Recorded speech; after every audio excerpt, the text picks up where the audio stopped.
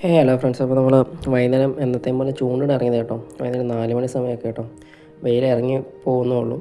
അപ്പോൾ നമ്മളാണെങ്കിൽ കഴിച്ചുകൊണ്ട് ഇവിടെ ഇരുന്നത് കേട്ടോ. കൂട്ടുകാരനപ്പുറമാണെങ്കിൽ മെഷീൻ ചൂണ്ട ഇടുന്നുണ്ട്. കുറച്ച് നേരം ഇട്ട് കഴിഞ്ഞ് ഫ്രണ്ട്സ് നമുക്ക് ആദ്യം തന്നെ ഒരു അത്യാവശ്യം വലിപ്പമുള്ളൊരു പൂവാലിപ്പരലിനെ കിട്ടി കേട്ടോ. ഇത്രയും വലിപ്പമുള്ളൊരു പൂവാലിപ്പരലിനെ ആദ്യമായിട്ടാണ് കിട്ടുന്നത്. കാരണം നിങ്ങൾ വീഡിയോയ്ക്ക് അത് കാണുമ്പോൾ ചെറുതായിട്ട് തോന്നും, അത്യാവശ്യം വലിപ്പം ഉണ്ടാട്ടോ ഇവന്. കണ്ടാൽ മനസ്സിലാകത്തില്ല.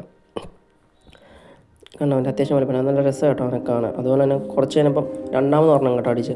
രണ്ടാമത് അടിച്ചത് ഏകദേശം ആ വലിപ്പം തന്നെ, പക്ഷേ ഇവനെ കുറച്ചുകൂടെ വലിപ്പം തോന്നും കേട്ടോ. ക്യാമറ അടുത്ത് വെച്ചുകൊണ്ട് വലിപ്പം തോന്നിയ അത്യാവശ്യം വലിപ്പമുണ്ട് കേട്ടോ, നമ്മുടെ കൈ വലിപ്പമുണ്ട്. കുറച്ച് കഴിഞ്ഞപ്പോൾ വേണ്ട പിന്നെ നമുക്കൊരു സാധാ പരലടിച്ചിട്ടുണ്ടോ, അത് കുഞ്ഞതാട്ടോ. ഇവൻ കുഞ്ഞിപ്പല്ല കേട്ടോ, എന്ന് പറഞ്ഞാൽ ഒരു 6-7 സെൻറ്റിമീറ്റർ അത്രയൊക്കെ ഉള്ളൂ, അത്ര ഉള്ളൊരു പല്ല കേട്ടോ.